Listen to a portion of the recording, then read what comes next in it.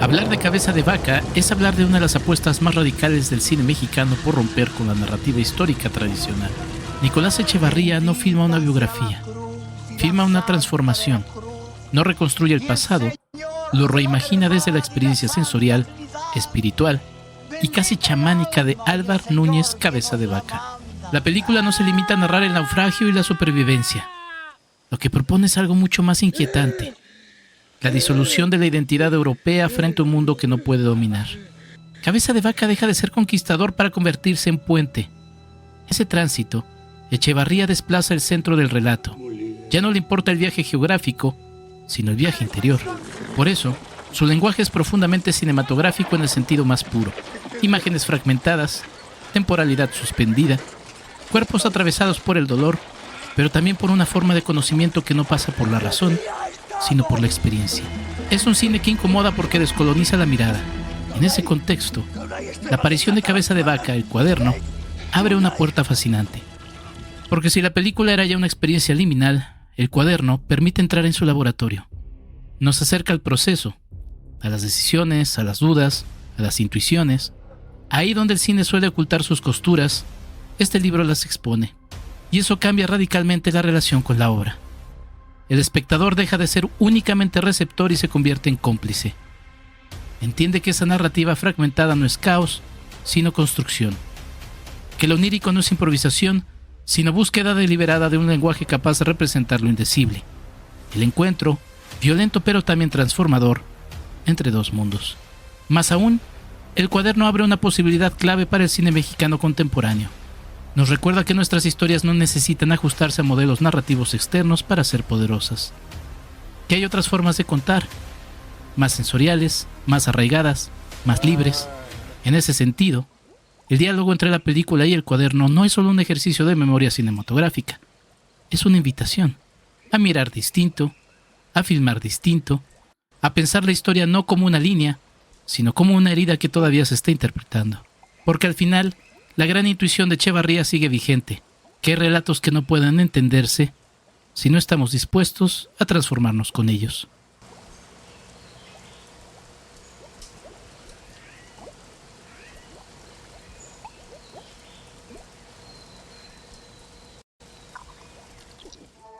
El cine se convierte en el testigo silencioso de nuestro paso por el mundo, y la historia en la llave para comprender nuestro presente y moldear nuestro futuro. Pantalla y memoria.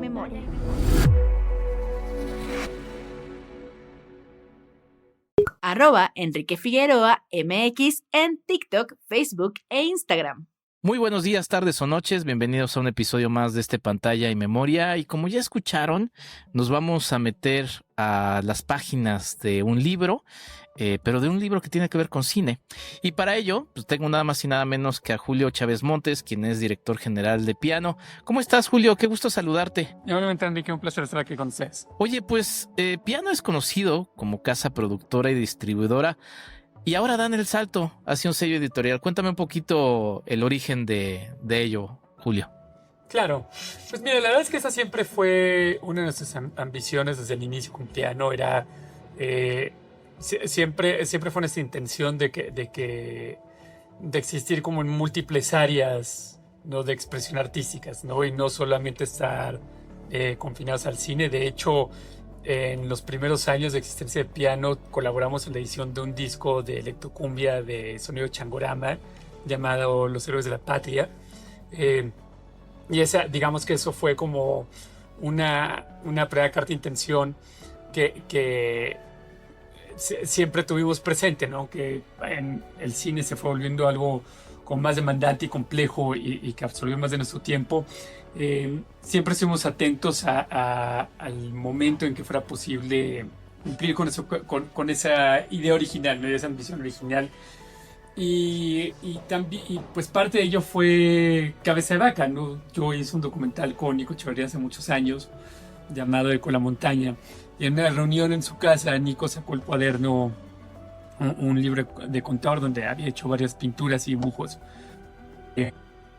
no desde entonces, ¿no? Y fuimos a Nico en ese momento como esa ambición, teníamos como Piano en un momento hacer algo más, digamos que pues lo tomó muy en serio entonces, porque pues te digo, estamos hablando. Y fue cosa de un par de años que lo que trae esa sensación con urgencia fue descubrir, ¿no? Que era muy difícil encontrar películas clásicas, incluso películas clásicas americanas en estas plataformas, ¿no? O sea, pensando en enseñar películas a mi hija ya más grande, eh, que me llevó a la reflexión de darme cuenta que es esta digitalización que le fue prometida a mi generación, ¿no? Que empezamos con Internet, de que todo iba a estar disponible, todo iba a estar accesible y que de alguna forma sí iba, digamos, en este universo donde todo se compartía. Eh, no es una promesa que se cumpliera, ¿no? O sea, finalmente, en vez vivimos un mundo de suscripciones y licencias, y donde justamente al revés, las cosas están en un peligro inmenso de desaparecer. Y me pareció entonces importante que el cine mexicano, que resulta particularmente vulnerable, eh, empezar a mirarlo como algo donde hay que rescatar y compartir. Eh, y teníamos no solo las pinturas de cabeza de vaca que hizo Nicolás, que me mostró, que son pinturas que él generó cuando estaba en los varios años de espera para levantar la película.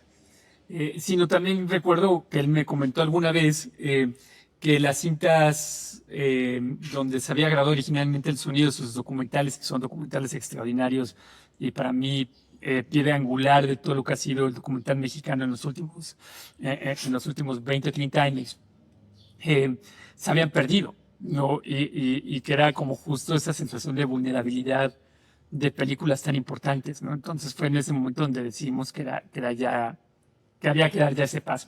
Sí, bueno, es que digo, para empezar, ¿dónde podemos ver Cabeza de Vaca, no? O sea, esa es una pregunta, ¿no? Justo. Una película que ya tiene 35 años para el momento que estamos haciendo esta entrevista. Saludos a la gente que nos escucha en el futuro. Pero sí, o sea, yo por ejemplo hablo de muchas películas en pantalla y memoria, era cuando doy mis cursos y demás, que luego hasta me da tristeza pues, recomendarlas, no porque no me gusten, sino porque digo, es que dónde les digo que las vean, ¿no? Y No, también, exactamente. y también justamente estamos en un momento en el que, pues sí, o sea, nosotros nos tocó tocar las películas, ¿no? Y pues ahora ya son cosas que son intangibles. También es un acto de resistencia sacar un libro en tiempos en los que, pues como el propio podcast en el que te estoy entrevistando, a mí se me hace un acto de resistencia tener una charla de más de 15 minutos, o bueno, de más de 3 minutos, porque pues ya también todo se ha vuelto muy, o nos han obligado o nos han hecho a pensar que todo debe ser muy rápido y de poca duración. Claro, sí, yo la verdad es que sí, todos son puntos muy importantes. O sea, creo que justamente para mí la idea de hacer un libro que además incluye la propia película en Blu-ray Ujú. es un acto de reclamar el formato físico como algo fundamental para que el cine le vuelva a pertenecer al público. O sea, para que vuelva a ser algo que te pertenezca, que vuelva a ser algo que compartas, algo donde hay una certeza de su continuidad, ¿no? Vamos, toda la certeza que te puede dar a uno de duración, formatos que está ahí, ¿no? Y también la preservación de documentos importantes ¿no? En este caso las pinturas, en el proceso creativo, la realización de la película, porque eso mismo también está en riesgo de perderse, ¿no? Y que son cosas que creo que dan contexto importante a las películas y que en vez de mostrarlas también como un proceso como grabado, es justamente un proceso que fue un proceso vivo y que creo que eso es para las generaciones de hoy y sobre todo para la gente joven, creo que es algo muy importante descubrir. Porque hay a pesar de todo lo que está ocurriendo, creo que hay una gran inquietud, sigue existiendo una gran inquietud de la gente joven de hacer cine.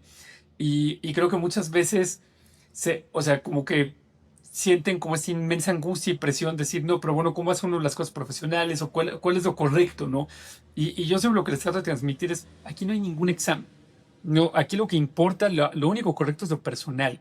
O sea, lo único correcto es que te importa a ti y que te sirva a ti, ¿no? Y que te lo tomes con absoluta seriedad. Y a partir de la seriedad, muchos caminos son posibles, ¿no? Entonces, para mí, justo ver un proceso creativo como el de Nicolás, ¿no? O sea, realizado a partir de pinturas, ¿no? Expresándose y profundizando en lo que quería decir a través de estas pinturas extraordinarias. Eh, para mí creo que eso, no, o sea, puede ser muy inspirador para la gente que está empezando. Es decir, bueno, esta es una opción, pintar es una opción. Si pintar se te da. No, o sea, no hay un solo camino en cómo es. Y también Cabeza de Vaca en sí, creo que es una película importante para redescubrir, especialmente para la gente joven, porque es una película que creo que puede sorprender mucho, ¿no? O sea, una película donde, o sea, se permite abordar lo histórico a través de lo poético, ¿no? Y con las licencias que eso da, ¿no? O sea, sin ninguna, por la propia naturaleza del relato, sin ninguna obligación como a retratar las cosas como se vieron o como supuestamente ocurrieron, sino desde un sentido profundo, ¿no? Que es lo verdaderamente importante a descubrir. Y que eso en sí puede una licencia fundamental, porque creo que también vivimos en un momento muy académico donde la gente piensa que solo hay una forma de hacer cine y que esa forma de hacer cine tiene que ser una reproducción exacta de la realidad y que tiene que estar todo en pantalla y que tiene que hacerse de una cierta manera cuando hay tantísimas formas de abordar una película, ¿no? O sea, que el lenguaje cinematográfico es tan rico y tan lleno de posibilidades y que muchas de esas posibilidades están abandonadas a espera de ser redescubiertas, ¿no? Y parte de la idea de este libro es esa, ¿no? De poder acercar a la gente. Y luego este otro punto que decías justo de que la gente ya no presta atención. Yo creo que o sea, si bien es cierto hasta un punto, creo que también eso es mucho la consecuencia de esto. No es tanto yo no creo que sea tanto una consecuencia de los videos cortos o de YouTube Shorts o de las redes sociales o esto, porque ciertamente cuando yo crecí se decía lo mismo de MTV y eso, que eran videos de 3 minutos y que nadie le prestaba atención a nada que no fueran videos musicales, sino creo que también es el reflejo de una inmensa angustia, ¿no? Y de una inmensa incertidumbre que a lo que nos lleva naturalmente, creo, es a una necesidad de buscar cualquier efecto tranquilizante, ¿no? De buscar tranquilizantes, de cosas que te distraigan de una realidad que abruma, ¿no? Y una realidad que da miedo, y nos da miedo a todos y a todas. Y creo que ese es mucho el efecto, y que hay muchos intereses que cuentan con esa distracción, ¿no? Y que cuentan con esa huida, ¿no? Y el cine, justo creo que la dificultad del cine de autor, ¿no? El cine de arte, es que te pide que estés presente en vez de huir, ¿no? Y que te enfrentes justo a la realidad, ¿no? Que tanto miedo a veces da, pero que es importante hacerlo porque no hay otra cosa más valiosa que encontrarse a uno mismo, ¿no? Y ese es el único camino a hacerlo, ¿no? Y creo que también o sea, de la misma forma que percibo una necesidad lógica, una ansiedad lógica de huir, también percibo una misma ansiedad y un deseo por redescubrir las cosas, ¿no? Por enfrentarlas, o sea, también de decir, bueno, o sea, esto, o sea, fuera de esta nube de distracciones, ¿no? Y esta realidad, ¿qué forma hay de también estar, ¿no? Y no vivir la vida en esta huida, ¿no? Entonces, creo que es un escenario complejo a veces, ¿no? Que la tecnología nos oculta no, o sea, su verdadera fuente y sus verdaderas implicaciones. Y que justamente Sí, podcasts como este y libros son un acto de resistencia a decir, hay que volver a estar presentes. sí, sí, sí, sí, sin duda. Tocas varias cosas. Yo normalmente siempre lanzo la pregunta a cineastas sobre qué es para ellos el cine. Sé que sus propias películas son las respuestas a ello, pero bueno, tratando de vaciarlo en palabras, siempre me gusta preguntar ello.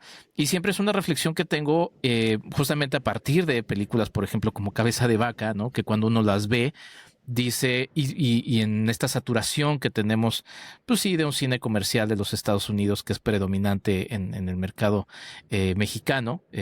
Claro. Te imagino también será predominante en otras partes donde nos escuchan, pero en medio de eso como que decimos, pues lo que se nos enseñó que era el cine, pues no es el cine, como sucede como con otras cosas, ¿no? Cuando de repente comemos una hamburguesa de alguna de las cadenas masivas de industria de comida de los Estados Unidos y de repente comemos una hamburguesa pues más artesanal, ¿no? Y decimos, hijo, yo pensé que conocía lo que sabía una hamburguesa, ¿no?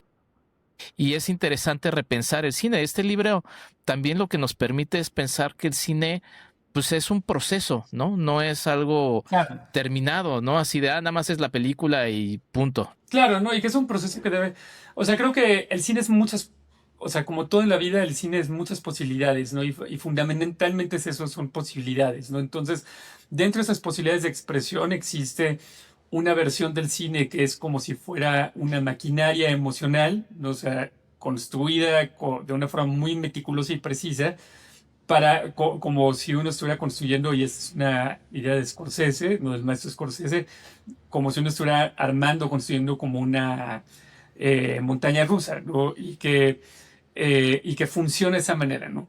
Y eso ciertamente las montañas rusas son muy divertidas, a todos nos gustan, creo que es importante, creo que tienen su lugar en la vida. Creo que incluso te diría que el problema ya ni siquiera es que si se hacen montañas rusas o no, ¿no? O sea, porque creo que ahora también hay otra cosa que se está empezando, que se confunde con el cine y que no es cine, y que incluso yo diría que ni siquiera es televisión tampoco, que es el contenido, ¿no? El contenido es otra cosa. O sea, solo tienen en común que es, o sea, es audiovisual, pero creo que opera de una manera completamente distinta, ¿no? A cómo funcionaba el cine previamente, ¿no? Porque el cine para mí siempre se entiende desde una experiencia colectiva, ¿no? O sea, y para los que lo hacemos, para mí lo fundamental del cine es hacerlo en colectivo y que luego se comparte en colectivo. Y eso era como lo definitorio, sin importar si era comercial o de autor. Y ahora nos encontramos en una situación, y el contenido es algo totalmente atomizado en su creación, en su difusión, y que además es una maquinaria incluso más rigurosa, ¿no? Una maquinaria donde, o sea, cuentan los minutos y los de qué tirar, ¿no? Y que en instancias incluso asume que es contenido de fondo porque alguien está viendo otra pantalla, ¿no? De forma simultánea a lo que está ocurriendo, ¿no? Entonces yo defiendo el cine que es colectivo, como experiencia colectiva en sus posibilidades, ya sea un cine comercial o sea un cine autoral, ¿no? Para mí, describir el cine comercial como una máquina muy precisa, como una montaña rusa, insisto, esta es una idea de Scorsese, lo de la montaña rusa. Y para mí el cine de arte es realmente uno donde en vez de ofrecerte esa distracción y en vez de ofrecerte como esa diversión, que insisto, está muy bien y tiene su lugar, es algo que te requiere presente, ¿no? Y requiere que estés y que tú completes, ¿no? O sea, como espectador, como un espectador sensible, como un espectador con un interés en profundizar en el mundo que le rodea, el mundo que habita, y que te ofrece posibilidades de entenderlo emocional, intelectualmente, pero que es un reto, porque muchas veces, o sea, porque justamente es un cine que renuncia a los dispositivos de la distracción y que más bien requiere que estés presente. Y en esa presencia, pues hay un esfuerzo, hay una dificultad a veces, y no es una dificultad intelectual, no es una dificultad que requiere, no, o sea, que tengas una maestría o algún tipo de preparación académica específica, lo que requiere es como la voluntad de estar. Y eso es difícil, ¿no? Porque insisto, y de forma muy comprensible, es tan atroz todo lo que nos rodea que uno busca a veces huir, pero creo que también es importante que gana uno estar presente ante las cosas, que creo que en el momento de poderlas entender y de poder entenderse uno mejor a sí mismo, empiezas a recuperar una cierta autonomía que ibas perdiendo en la distracción, ¿no? Y empiezas a recuperar como las posibilidades de hacer otras cosas, ¿no? Y de vincularte de otras maneras con las personas. Y creo que eso es fundamental para que haya la posibilidad de hacer algo distinto al mundo en que nos rodea. Que y creo que es lícito y normal. Hay veces que la gente ve una película de arte y sale muy enojada y muy molesta porque no entendió. Y creo que es una reacción totalmente natural y comprensible. Y es una que yo acepto siempre, de que digo que el cine que se hace con libertad tiene que conceder que el público responda con la misma libertad. Y hay veces, y es bueno a veces que haya películas o libros o lo que sea que nos enojen y que nos molesten, porque eso significa que trastocaron alguna idea que teníamos y que es bueno convivir con cosas que nos molesten y que nos enfrenten, porque luego de repente a lo mejor toma semanas y dirá, mira, esto no estaba tan mal como yo pensaba, ¿no? O eso de repente está apuntando hacia un lugar que no había querido ver y que resistía a ver, y ahora que lo veo, me acerca a algo que me resulta importante, ¿no? Y me empieza a dar ciertas ideas. Y yo recuerdo películas que para mí son muy importantes, ahora que la primera vez que las vi, o sea, decía, ¿y esto qué es? ¿No? O sea, pienso mucho, por ejemplo, en Nashville de Robert Altman. La primera vez que la vi me pareció una porquería. O sea, ¿esto qué es? No tiene ningún sentido y es un despropósito. Hasta que la vi una vez proyectada en grande. Porque esa sensación de incomodidad nunca me abandonó, ¿no? O sea, siempre pensaba de forma recurrente en esa película todas las cosas que me molestaban. Y una vez que la vi en un cine, que dije, bueno, vamos a verla en un cine, se entiende, ahí cambió porque al verla en grande, uno podía trazar, identificar y ver como todos estos personajes que habitaban, como estos grandes frescos que él creaba. Decías, claro, ahí está todo, ¿no? O sea, está en la imagen y en estar presente ante todo este universo no tan rico y complejo de personajes que habitan esta narrativa, eh, y que solo fue en ese momento de entender, ¿no? Entonces, hay cosas que te requieren un poco más, ¿no? Y que creo que es bueno darse chance a descubrir eso porque también te dice mucho de ti mismo, ¿no? Enfrentarte a las cosas, ¿no? O sea, siempre aprendes, o sea, siempre descubres y profundizas más, que para mí creo que es lo fundamental. Sí, muy interesante todo lo que destacas, querido Julio. Me quedé pensando, o sea, sí, por ejemplo, en el tema de cine, pues también luego se cruza pues sí, uno como purista gustaría ver, por ejemplo, Cabeza de Vaca en material físico, ¿no? Sí, Proyectado sí. en los proyectores originales, ¿no?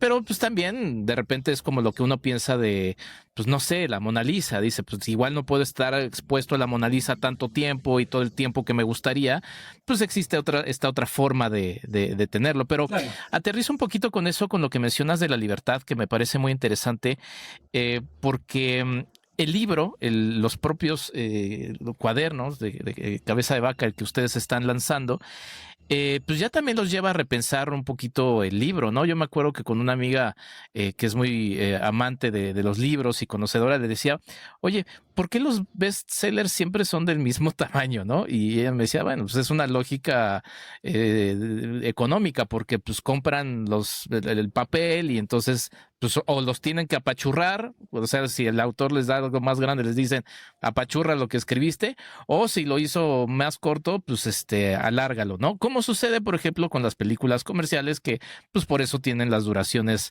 que tienen de Claro. manera más, básica para que puedan estar, pues en las estanterías que son las exhibidoras de manera más factible. Pero, por ejemplo, en el libro, pues es muy interesante porque, pues uno se encuentra con una cajita, ¿no? De la que sale el libro, ¿no? Cuadernos y luego lo abre de otra manera en la que uno no está acostumbrado a abrirlo.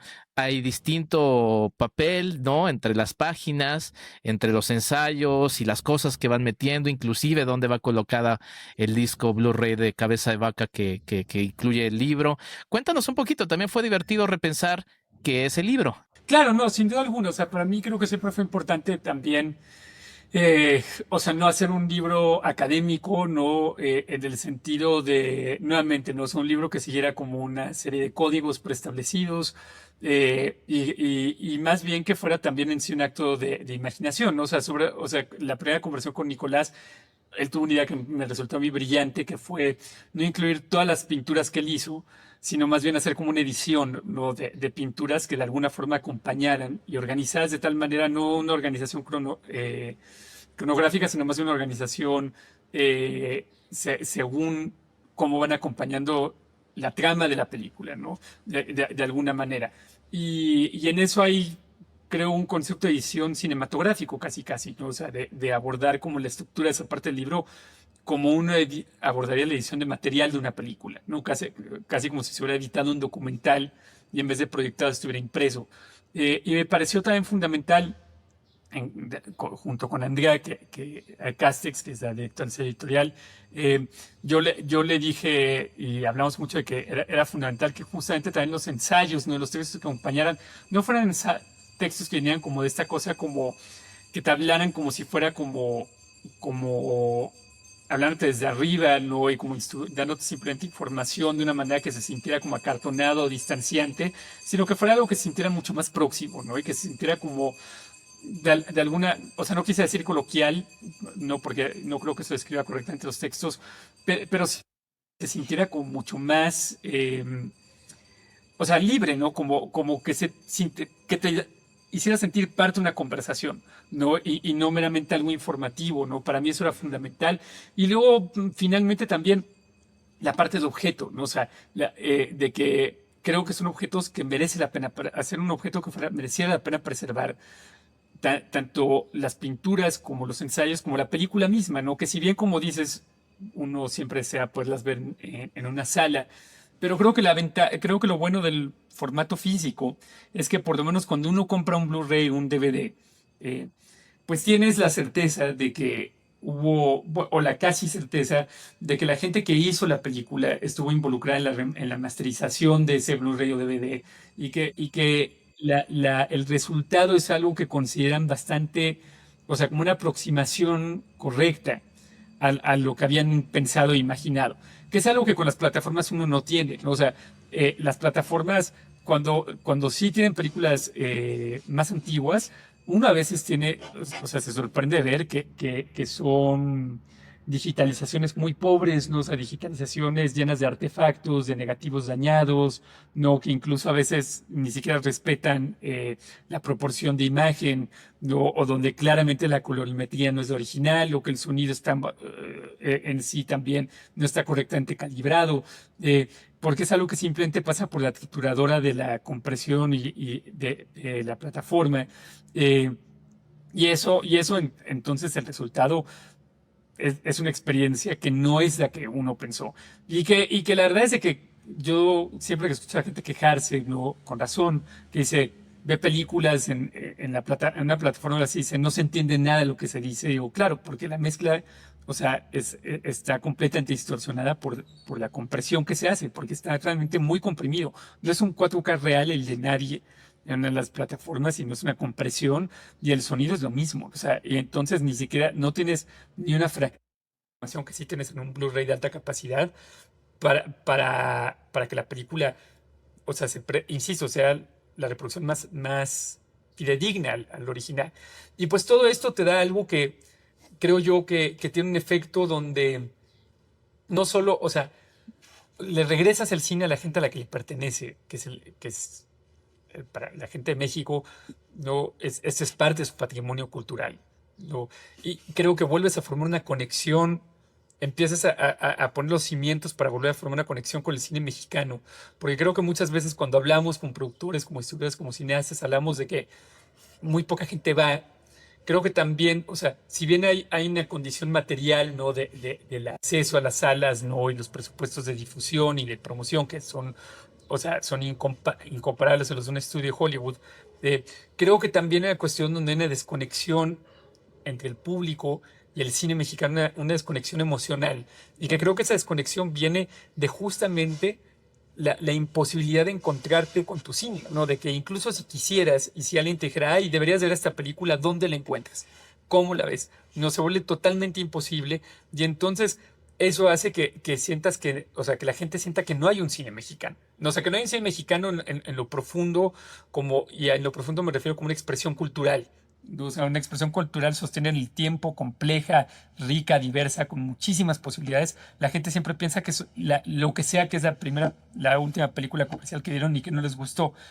Lo interesante, Julio, es que además también van a cambiar la experiencia cinematográfica de, por ejemplo, alguien que no haya visto nunca Cabeza de Vaca, ¿no? De Nicolás Echevarría, y de repente se acerque con el libro, vea el libro y después vea la película. Entonces ahí van a cambiar también un poquito la experiencia cinematográfica de aquella persona que no conocía la película y pues se asombre con todo el universo y toda la riqueza de la misma a partir del libro. Oye, ¿qué es lo que sigue para el sello editorial? ¿Qué tipo de libros está en el interés publicar? Aquí también llenan un hueco pues grande. Este podcast se llama Pantalla y Memoria, un hueco de memoria que también hace falta de nuestro cine. Pues nada, hay muchas expectativas. Imagino que hay 400 ideas ahí alrededor, pero pues obviamente pues no es tan sencillo sacar, ¿no? Pero pues ¿qué es lo que viene? Cuéntanos un poco. Claro, pues mira, para nosotros es muy importante, o sea, la idea del sello editorial es justo hacer como esta exploración de lo que es el cine mexicano como expresión cultural, y un rescate y una preservación de sus diferentes facetas. Entonces no es un sello que esté enfocado únicamente a películas que son o sea, clásicos del canon artístico como sería Cabeza de Vaca, aunque ciertamente se continuará. Pero, por ejemplo, si, para una idea, el siguiente libro que queremos publicar, en el que estamos trabajando ahorita, es un libro sobre cine popular mexicano en los años 80.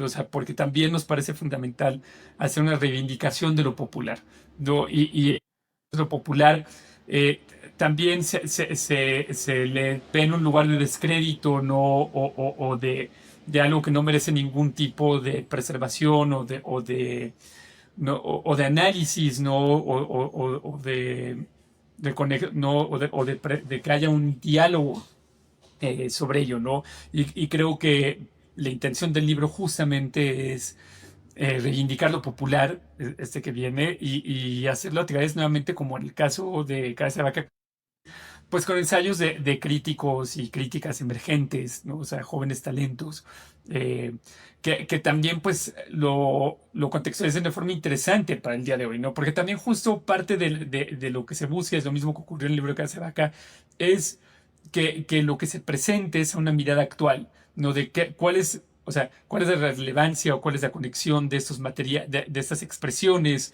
de estos materiales en el día de hoy, ¿no? O sea, para el público de hoy, ¿qué es lo importante? O sea, qué es lo que necesita eh, que se lleven de esto? Eh, pero también, insisto, pues habrá otras búsquedas en el material. O sea, queremos un libro sobre La Mancha de Sangre, que es una película verdaderamente importante, muy poco conocida dentro de México, pero con una reputación inmensa, que es de fuera de México, porque fue una película que estuvo censurada durante más de 80 años, y que trágicamente también una parte entera de la película pues es esencialmente reconocida. O sea, no hay ninguna versión de ella por la censura. Eh, y también estamos explorando opciones de hacer libros sobre la vanguardia mexicana, ¿no? O sea, porque también la vanguardia de cine experimental, ¿no? O sea, de cine que no necesariamente se hacía en largometraje, ¿no? Que se hacía mucho en cortometraje y mediometraje, y que está también en riesgo de desaparecer o de perderse. Entonces también queremos hacer eso. Que justo, ¿no? El interés siempre es explorar estos diferentes puntos, estas diferentes actitudes en la historia del cine mexicano como expresión, ¿no? Y no es para nada el interés como de construir o de establecer un canon, no de decir, estas son las películas importantes y estas son las películas que merecen la pena y esto es lo que tú tienes que saber del cine mexicano, sino más bien decir, esta es la historia del cine mexicano explorada desde puntos de vista y te la estamos enseñando a ti, te pertenece. Y para que seas parte del esfuerzo de preservación, porque creo que una cerrar es justo esto de que o sea, yo he comentado en otras entrevistas y he destacado también en privado que uno tiene que estar consciente, por ejemplo, en el caso de Shakespeare, no hay ningún autor que la gente conozca. De Shakespeare no tenemos nada más que lo que se publicó. Tenemos los sonetos y las obras de teatro en la forma en la que fueron justamente en ediciones muy baratas. Ni siquiera, no hay ningún tipo de lujo de edición, sino que eran ediciones muy baratas. Y es por eso que contamos con sus obras y sus poemas. Si no, estarían completamente perdidos. De Shakespeare no hay carta, ni media hoja de un diario, no hay nada. Ni carta de alguien más o carta de alguien que le haya escrito a él. No hay nada. No hay absolutamente nada. Hay 4 cosas que sabemos de él.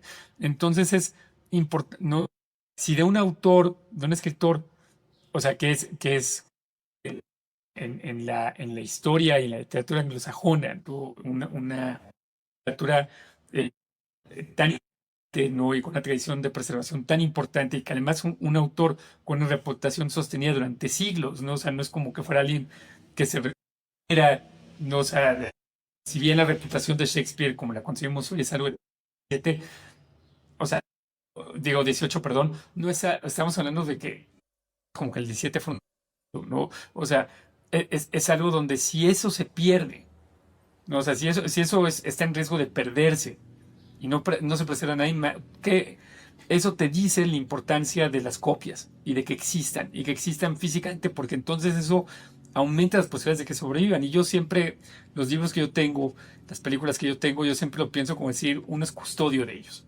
¿no? Es custodios porque todos los libros que uno tiene y todos los discos que uno tenga, o todas las películas que uno tiene, te van a sobrevivir, ¿no? Y van a dar mucho más el tiempo que uno mismo, ¿no? Entonces, de alguna forma, uno lo que tiene es que los resguardas para entregárselo al futuro, ¿no? Y esto, pues, también es justo un acto de decir, eso tiene que estar presente en el futuro y no perderse solo en el pasado. Sí, sin duda.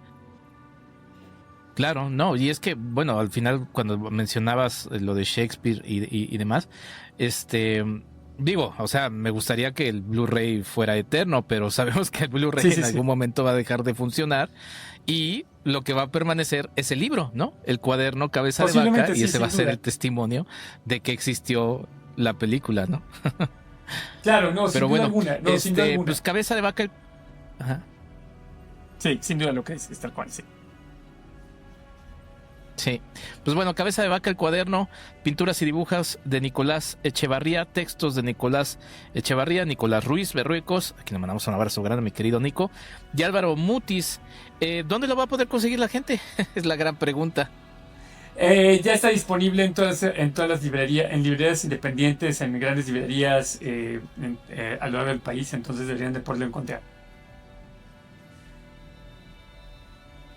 Muy bien, pues buenísimo, Julio. ¿Dónde podemos seguir el camino de Piano, que siempre está haciendo cosas muy interesantes y que me alegro que sigan sumando pues muchas y muchas nuevas cosas retadoras y también pues tan enriquecedoras como en este caso pues ahora los libros?